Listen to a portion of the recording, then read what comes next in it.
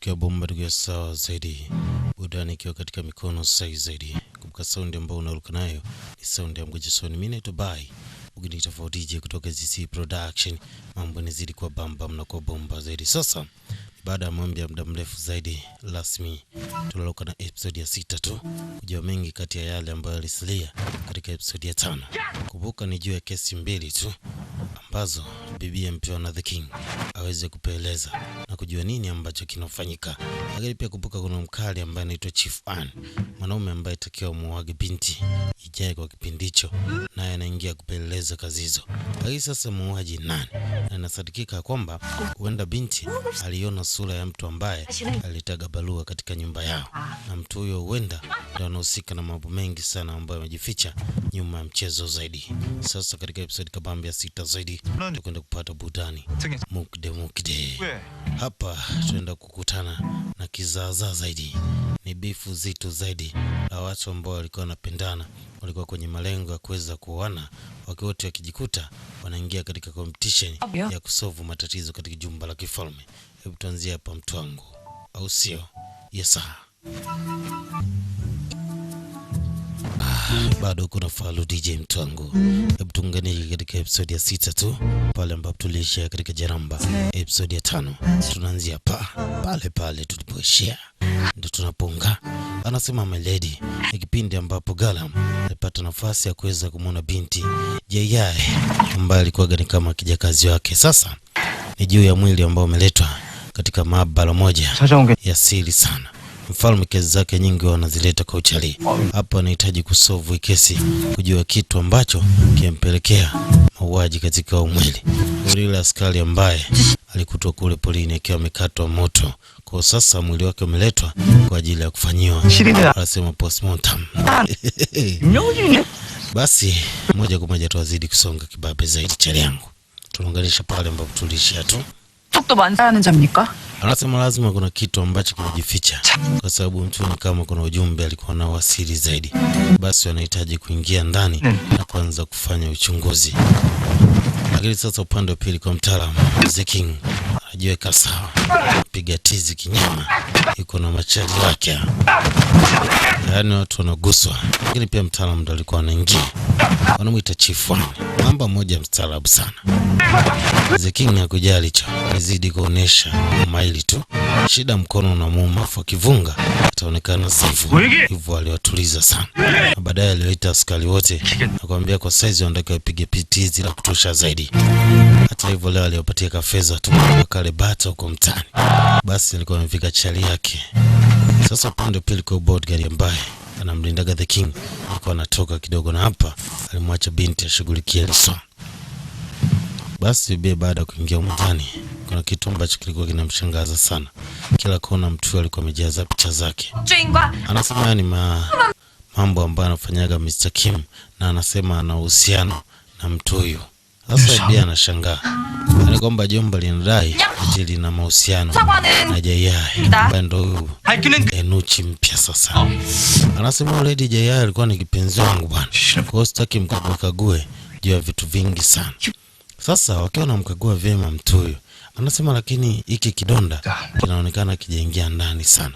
Anasema wenda mtu huyo aliweza kuwekewa sumu. Basi anasema tuangalie katika mlo ambao alikula kwa mara ya mwisho. Lakini pia upande wa pili The King alikuwa anapatiwa maelezo na Charlie juu ya mwongozo wa kile ambacho alimtuma. Sasa kwa watu wanafanya upelelezi wa kina, anambia mwili unatema Charlie yangu. Basi baada ya kupasua na kukagua vile vitu ambavyo alikula mara ya mwisho, kilipatikana kitu ambacho kilikuwa kizito sana. Anasema huyu alikufa kwa sumu. Lakini Mwamba alimshukuru sana binti. Anasema hakika ni genius kweli, mwezaje kujua kitu kama hiki? Anasema kisha mwambie mfalme kwamba hiki ambacho kimetokea ni kama sumu ambayo ilitokea miaka mingi sana iliyopita, ikiwa inamaanisha hii sumu inafanana na ile ambayo The King alishambuliwa kipindi kile baada ya kupigwa na kamkuki kale kamshale. Basi binti apata sawa kuteta kidogo na rafiki yake Galam, na hapa anamwambia mambo yatakuwa sawa zaidi. Bia inabidi alete report kwa The King juu kile ambacho kimepatikana. Anasema hii ni sumu ambayo wanasema ina ufanano sana na ile ambayo ilitokea miaka mingi sana iliyopita. Anasema ni venom. Mfalme ndo akumbuka. 저희 독이었습니다. Hii ni kama mshale ambao ulishambuliwaga nao kipindi kile. Ina maana kuna muunganiko wa matukio zaidi. Anasema lakini mtu ambaye aliweza kuleta ile secret letter nilipataga nafasi ya kumuona, japo sikumuona kiusahihi zaidi. Lakini pia nakumbuka huyu huenda ndo alimuua yule mjumbe ambaye alimuagizaga ile barua. Sasa siku ile ilikuwa hivi. Baada ya kumuua mtu huyu, binti alikuwa anarejea nyumbani na hapa aliweza kumuona bodyguard mmoja akiwa amevalia mavazi fulani hivi akiwa ameleta ujumbe. Hakupata kuiona sura vema, japokuwa kulikuwa kuna hali ya mwanga sana. Lakini binti moyoni anasema niliona sura yake. Hata hivyo ile barua ndio ilipelekeaga wazazi wake kufa kwa namna ambavyo binti anaamini, lakini sasa alimficha mfalme. Aisema sikumbuki. Ila tayari binti kuna kitu kimejengeka. Anasema basi kwa sababu juu hicho ambacho anakisema. Anasema kwa wakati mwingine natakiwa utulie tu. Anasema watu wananilaumu sana kwa kuamini kwamba nilimwangamiza ndugu yangu ili niweze kushika hiki kiti. Sasa nahitaji kupata kweli wa mambo mengi sana ambayo yamejificha katika nyuma pazia. Lakini sasa Charlie alimfuata mzee mzima huko. Kuna kitu anahitaji kumwambia babake kupitia yule Kobe. Anaamini babake ni mtu ambaye anahusika na mambo yote zaidi. Basi mzee akiwa ametulia sana leo. Anamwambia baba, kwani kuna kitu ambacho unanificha? Anasema kwa nini kumwambia ukweli mfalme kwenye kile ambacho ulifanikiwa kukipata? Anasema ningemwambia nini sasa baba, ina maana ni wewe ndio unafanya yote haya. Mzee alikuwa anamwangalia sana bwana mdogo. Akatoa Kobe ambaye anafanana na yule ambaye anao bwana mdogo. Anasema kipindi cha Ming Dynasty viongozi watatu wa serikali tuliweza kupatiwa Kobe kama zawadi. Lakini pia hata Kobe ambao unaniletea sio Kobe wangu. Sisi tulipewaga tulikuwa watatu tu. Kwa hiyo Charlie ni kwamba ni kama amecheza maboya mabaya, kwa sababu Kobe ambaye amemleta sio Kobe ambaye babake anamiliki, japokuwa ana ufanano zaidi. Lakini pia anazidi kumpatia The King mwongozo ile kesi ambavyo inaenda. Anasema lakini kuna sababu ya siri ambayo inapelekea mambo yote yaweze kutokea. Lakini pia Charlie naye anakumbuka kwamba ni juu ya viongozi watatu tu ambao walipewaga hizo Kobe. Kwa maana babake usiki na lile swala. Hii inamuumiza sana bwana mdogo katika eneo lake la kichwa. Nini anaweza kufanya? Basi mfalme amemwambia tu kwa sababu kesho kuna lecture na mtu ambaye atakiwa kuage wewe utakuwa na present. Yaani mchumba wako Chief One. Utakuwa comfortable kufika? Binti akasema bila mashaka. Sasa binti anakumbuka nyuma kidogo. Ni ile siku ambayo aliweza kuletea zawadi kwa sababu ilikuwa ni siku ya harusi yake. Aliletea vizawadi vya viatu na ujumbe mmoja ambao ulikuwa ni wa kimahaba zaidi. Anasema Gara, wewe tulia bwana. Anasema nini ambacho kimesemwa huko ndani? Hakika alikuwa ni maneno ya upendo sana ambayo aliandikwa na mtaalamu. Anasema katika mapenzi kuna mambo mengi sana ambayo yanajificha, japokuwa tuko mbali. Naamini ipo siku ndapata nafasi ya kukuona. Anasema basi niambie nione hata kilichoandikwa na mume wako. Basi bibi yake mwambia vingine utaki kujua. Huyo alikuwa ni kijakazi yani Gara. Na ubinti ndio yeye mwenyewe. Kipindi hicho tunitoto viatu ambacho alipewaga na mzee mzima. Binti yuko anakumbuka na anaona da, mbona maisha mbadilika sana. Anakumbuka sasa kwamba mtu ambaye atakuwa nchaji katika lecture kesho ni mtu ambaye atakiaga amua kipindi hicho zaidi. Sasa binti atafanya nini? Shida ni kwa ka princess ya kadogo ka mzee mzima. Akanyeka anasumbua sana. Kanasema kanataka kafike lile eneo kaweze kumuona Chief One anavyo present juu ya hizo kesi zikiwa zinapatiwa mwongozo live. Tuana mzuia sana. Wanasema sio vema kuelekea huko kwa sababu pia mambo hayajakaa sawa zaidi. Basi mzee anafanya maandalizi ya kina zaidi kuhakikisha anatoa mwongozo wa kile ambacho anakwenda kukipresenti siku ya leo chini ya makansela, lakini pia mbele ya The King. Mnyama ndo anaingia hapo. Charlie mmoja smart sana bomba. Anasema naamini leo utanionyesha kitu ambacho kiko bora zaidi. Sitegemea kuwa board kutoka kwako. Basi mtaalamu ni mwamba sana. Anasema hizi ni Chinese criminal code. ni kodi za kihalifu kutoka China. 주상 이 사 Anasema usio na wasiwasi, kwa sababu hata hivyo lazima tupate majibu ya hizi kesi ambazo ziko katika taifa letu. Basi mzee mzima anaanza kutoa mwongozo. 실은 Anasema ni watu watatu ambao walikufa katika mazingira tofauti tofauti zaidi, lakini pia kulikuwa na kodi za Kichina. Hata hivyo, pamoja na vifo vyao viliambatana na ujumbe. Watu wawili walikufa kifo ambacho kinafanana, lakini mmoja ni kama alikuwa na utofauti zaidi. 그걸로 나온 피로 이 축상 치르는 줄 Na binti naye anapata kamkumbusho kutoka kwa yule mtu ambaye anashirikiana naye katika kile kimaabara cha siri zaidi. Naye kuna maelezo ambayo aliyapata katika kesi hiyo. 그냥 이 Mwamba kuna kitu ambacho alikipata. Sasa mtaalamu anasema hii ni siri ya mada kesi, yani mauaji ambayo yana muendelezo. 발견되었습니다. Anasema hata hivyo kuna kitu tunatakiwa tufanye.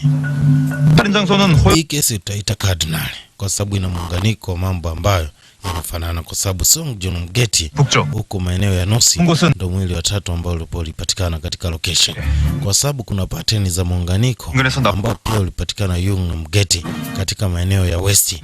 Sasa kesi hizi hazina muunganiko wa kina zaidi, lakini pia zimetokea katika maeneo ambayo yana ufanano zaidi. 지 생각하느냐? Mfalme amesema Sundong, yani kale kainuchi kapya kabinti aka.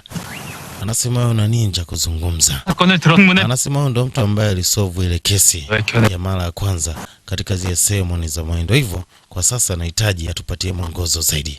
Binti anasema moyoni tu, hata hivyo hawezi akanitambua kwa wakati. 북이라는 것에는 Anasema nakubaliana na kile chote ambacho unakisema, lakini shida ni katika location ya mauaji tu. 입니다. Hapo nafikiri kuna utofauti zaidi.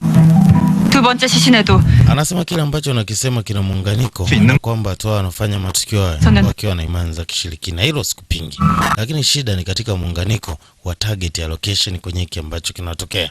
Anasema mimi naweza nika figure out, yani nikatoa changamoto hicho kitu kitatokea katika location gani inayofuata, yani mauaji yatatokea katika upande gani baada ya kukagua north, west na south. Binti anasema kuna kitu ambacho anakiona katika akili yake. Anasema kama itatokea west basi itakuwa ni east. Anasema sawa mfalme, kadi unavyohisi ndivyo nami ninavyohisi, na kwa haya mauaji yanaweza katokea siku 6 zijazo kama atashindwa kutatua tatizo. Binti anasema lazima tuweze kupata uchunguzi zaidi. Nahisi kuna kitu kilimisi katika uchunguzi wa mwili wa pili wa mtu huyo, kwani kingeweza kutupatia key ya kujua nini ambacho kinatokea katika hatua inayofuata zaidi. Mambo anasema haiwezekani. Sasa ni kama binti anamchallenge mzee mzima Chief Wan. 명을 Anasema basi kila mtu atafanya kwa upande wake. Mfalme alitoa oda kumwambia mzee mzima aende sehemu moja kwa ajili ya kwenda kufanya uchunguzi wa kina na jeshi, lakini binti alipewa nafasi ya kwenda kuchunguza mwili ambao tayari mtaalamu alikuwa ameuchunguza kwa mara ya kwanza. Watu wanasema lecture imeisha. Nikizaza zaidi, mtaalamu anamwangalia sana Inuchi ambaye kwa sasa anamchallenge.